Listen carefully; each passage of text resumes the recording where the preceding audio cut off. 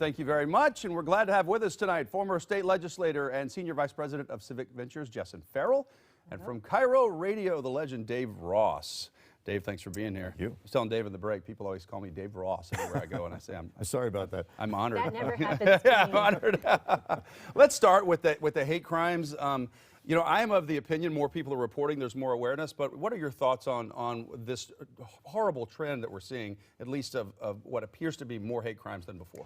Well, we are seeing a trend and an uptick of hate crimes, and I have to say that people feel more empowered to do hateful things when they feel like there's a group behind them. And having, you know, someone at the top as president who is kind of willing to you know, dabble in that himself and certainly not condemn those who are really matters. And so the fact that we have prosecutors here who are really willing to take strong stands against hate crimes, that matters. Yeah, it certainly does. Dave, you got a thought on this? Oh, I think it's because when you don't have any restrictions on who you can link up with around the country, like Jessyn said, you feel like you have your own posse, people who agree with you. But I don't want that to be used as an excuse for this, or even for politicians to be, the things politicians say be used as an excuse. If you do it, you made the decision to do it.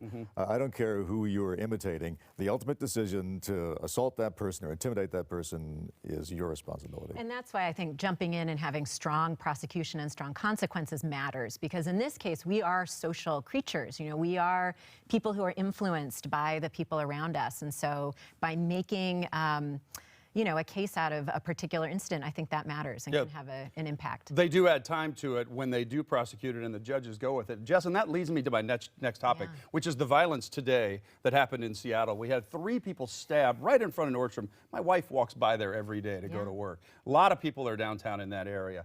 And we're all 3 are alive, but this was a guy who has been arrested 22 times, 5 felony convictions, including assault and burglary. I looked at his gross misdemeanor convictions. Many of those are assault, and I guarantee you those were pled down for more serious crimes, felony crimes.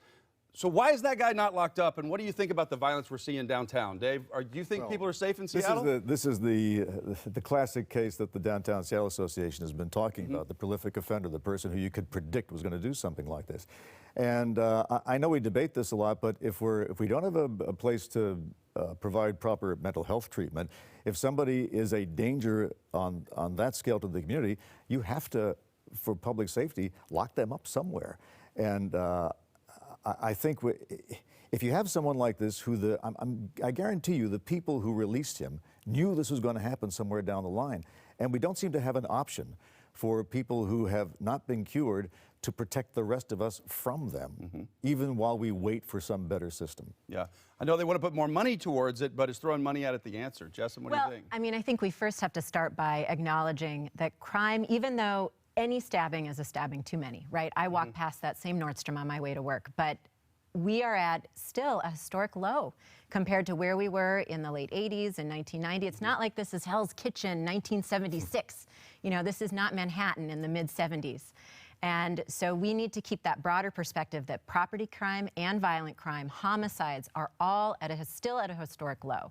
So the question then is, are you going to lock people up or not? And you can put people in jail. You can put people in jail with mental health problems. Even if you lock them up for 5 years, 10 years, 20 years, when they come out, they are still facing the same things that they brought when they came in there. So if we're really serious about this, we do have to get at the root causes of some of these issues, which may be addiction, which may be mental health. Locking people up without supportive services, without supportive housing when they get out, is just going to be more money wasted. Yeah. Well, a pair of cops walking up and down the streets, you know, downtown core. Maybe every 2 or 3 blocks or so. You know, I'm a big fan of beat patrols and a cop on every corner. They talked about cleaning up the Blade. They want to go out there. We had the police chief was out there last week, you know, standing there. We're gonna clean this up and we're gonna take these people off. I was out there in 2015 doing the same thing for 3 months, you know, undercover with the Major Crimes Unit. We cleaned it up and they all came back, right? So it's a cyclical problem. And why You're right. Is it a cyclical? Well, because we're inviting people to come to Seattle. You can do your drugs here, you can get free services here, and you can get free food here. The word is out across the country. Come to Seattle, you can do whatever you want. That mindset has to change whether it's true or not. Well, and okay, but let's make sure we're rooted in fact. And we know that from surveys, by talking to people who are homeless here, the vast majority are people who were here when they became homeless. We know that 40% of people who are homeless suffer from mental illness. We know a third suffer from addiction.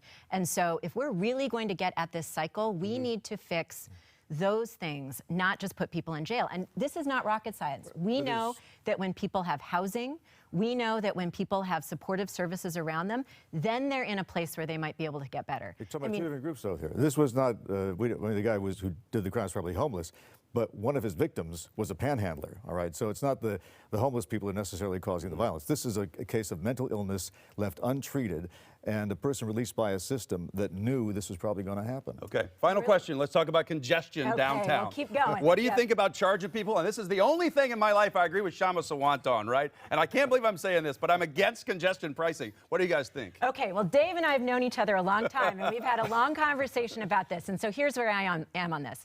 So number one, cities that have done congestion pricing have seen lower emissions, lower traffic. But there's no doubt that there's a cost burden on individuals. And those cities where it's been really successful have great transit. So if you're going to do this, City of Seattle, you should make transit downtown free so that people have a real alternative.